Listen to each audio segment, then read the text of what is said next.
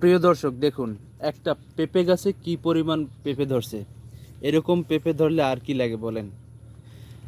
একটা পরিবারের প্রশান্তি তো এখানে। একটা পেঁপে গাছকে যখন যত্ন করে বড় করা হয়, যদিও তখন বোঝা যায় না এটা পেঁপে গাছ হবে না স্ত্রী গাছ হবে, যখন ফল আসে তখন বোঝা যায়। দেখেন এক একটা পেঁপের কি পরিমাণ সাইজ আসছে এবং পাকার যে একটা কালার একেবারে ন্যাচারাল। দেখেন,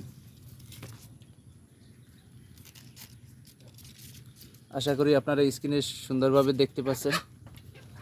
এরকম একটা পেঁপে গাছে আশা করি 1 মণ প্লাস পেঁপে আসবে। এক একটা পেঁপের ওজনই তো প্রায় 2 কেজি 2.5 কেজি প্লাস। তাহলে যদি এখানে 40টা পেঁপে তো আছেই, 20টা পেঁপে যদি সুন্দরভাবে বড় করে হারভেস্ট করা যায় তাহলে 2 কেজি হলে তো 1 মণ হয়ে যাবে 20টা পেঁপেতে।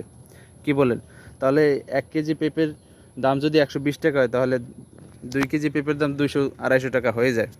তাহলে 1 মণ পেঁপের দাম একটা গাছ থেকে কতগুলা টাকা সংগ্রহ করা সম্ভব। তার মানে একটা পরিবারের যদি এরকমের 10-15টা গাছ থাকে তাহলে ভালো একটা আয়ের উৎস বের হয়ে যায়। কি বলেন আপনারা? ধন্যবাদ সকলকে।